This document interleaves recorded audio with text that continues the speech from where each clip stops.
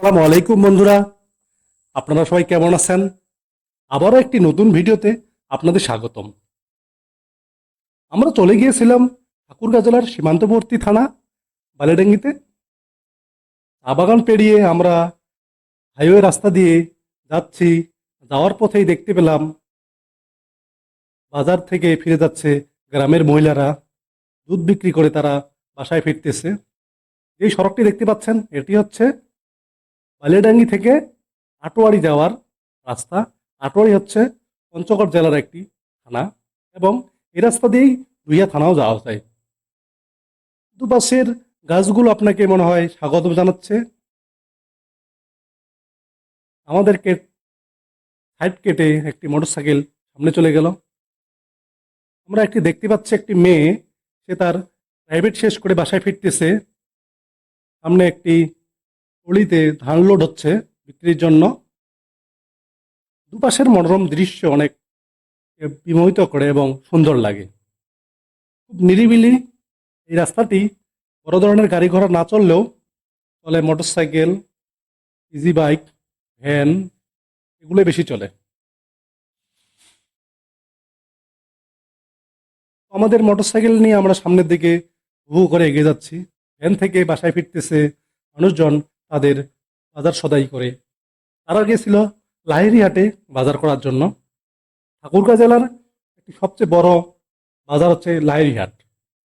সীমান্তবর্তী জেলা ঠাকুরগাঁয়ের বালিডাঙ্গি, রানীশঙ্কেল এই এলাকার মানুষজন বেশি এখানে বাজার সদাই করে। তো এরই মাঝে আমরা আটকা পড়ে গেলাম একটি পূজা মণ্ডপের সামনে।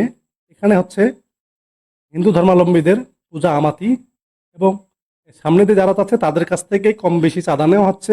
5 টাকা, 10 টাকা, 2 টাকা, যে যার সামর্থ্য অনুযায়ী দিচ্ছে। এই সামনের দিকে এগিয়ে যাচ্ছি।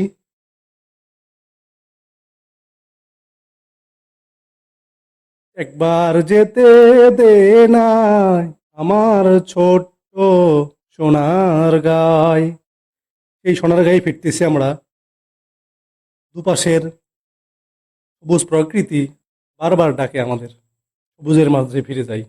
তো প্রতিটি হিন্দু পাড়ার মাঝে মাঝেই আমাদের জন্য টাকা আটকানো হচ্ছে, টাকা তোলা হচ্ছে। ছোট ছোট বাচ্চারা এই কাজটা করতেছে।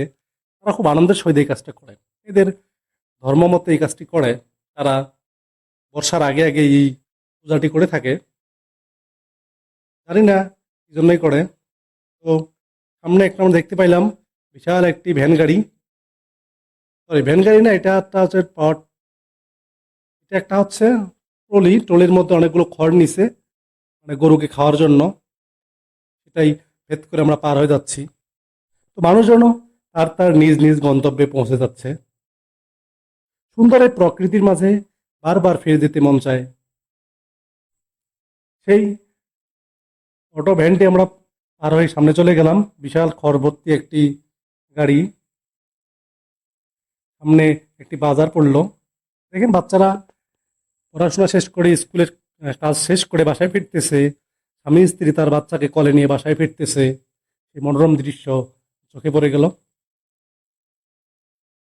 সুন্দর একটি রাস্তা, পিচ ঢালা রাস্তা দিয়ে আমরা এগিয়ে যাচ্ছি।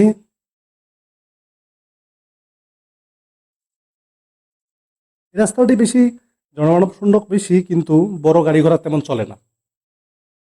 দুপাশের কলা গাছ অনেক সুন্দর লাগতেছে।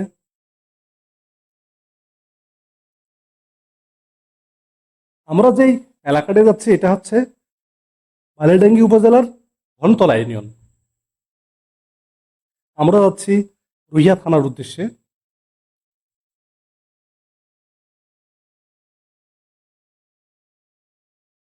বারে বারে ফিরে যেতে চাই এই গ্রামে। বারবার ফিরে যাই এইসব রাস্তাঘাট দেখার জন্য। অনেক সুন্দর লাগে, আপনারাও দেখেন কত সুন্দর লাগে।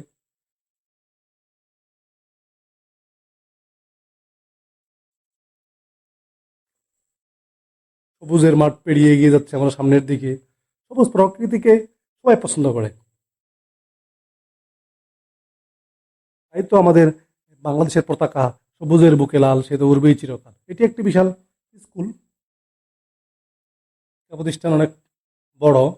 এলাকার উন্নয়ন হয়েছে, শিক্ষা প্রতিষ্ঠান হচ্ছে, বাচ্চারা পড়াশোনা করতেছে। এটা দলুয়ার বাজার। এই দুলাল বাজার পার হয়ে আমরা সামনে আবার এগুচ্ছি।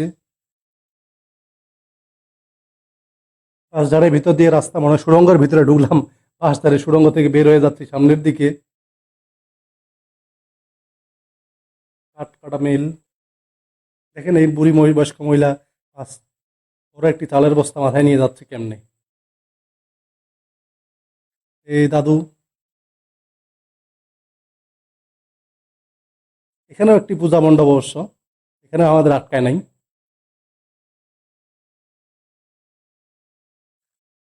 এটা একটা স্কুল, শিক্ষা প্রতিষ্ঠান।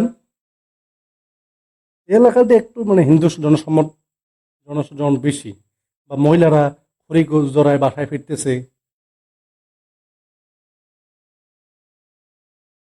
এই গ্রামটি মনে হয় কবির আঁকায় সুন্দর একটি গ্রাম, চিত্রশিল্পীর ছবির মতো মনে হয়।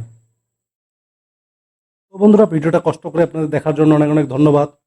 এই গরুর গাড়ি, গরু, ভালো থাকবেন। আসসালামু আলাইকুম। এই বাজারে আমরা আটকা পড়ে গেছি।